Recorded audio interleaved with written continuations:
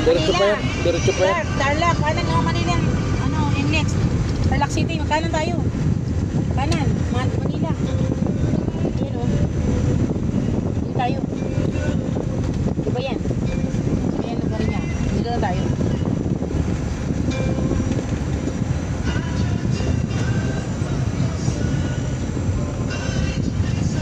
Pasyalan nila yung tok-tok ng may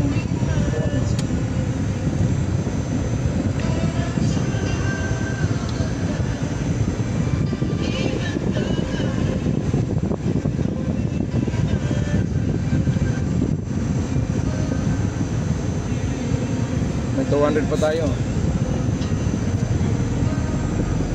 220 pa.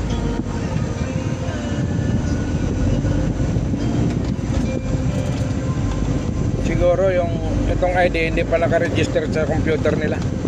Kaya hindi pa tayo na automatic. Kaya nagbayad ako kagabi kasi para ma-register yung number nito. Saan ka nagbayad? Doon sa toll gate doon sa kuwan kanina kagabi. Tapos ito, updated na ito pag pumasok tayo ulit, updated na ito. First time yata pumunta. First time yata nitong pumasok dito. Ngayon, naka-register sa computer na yon. Yun. Pasok na yan, automatic na pag dumaan tayo. Marami nga umatras din kagabi. Yun yung binayanan mo kagabi. Opo. Kaya pa yun. Para yung maka-register niya tayo sa kuwan nila. Kasi sabi ko kalulod ko lang itong 1,000. Sabi yung bayad kasi para ma-update yung kuwan mo. Ma-recognize ng computer nila.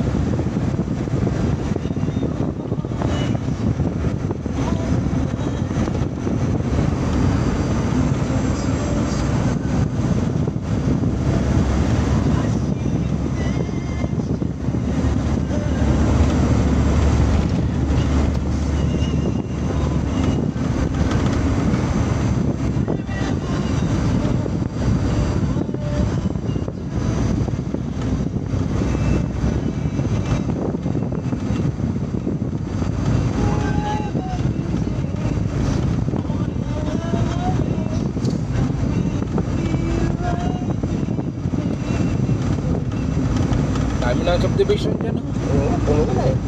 Kaso wala pa yan. Darating panahon, marami na to. Parang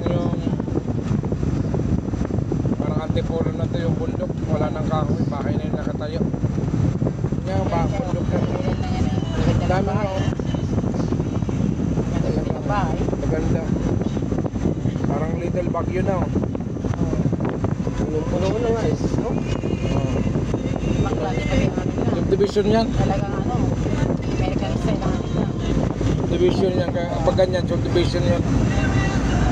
Kasi meron yung obligado ka ng bahay mo. Toy Story. Kailangan. Requirements yun. Dinalubian, Dixon kaya. Tapos, San Fernando, yan na, slick,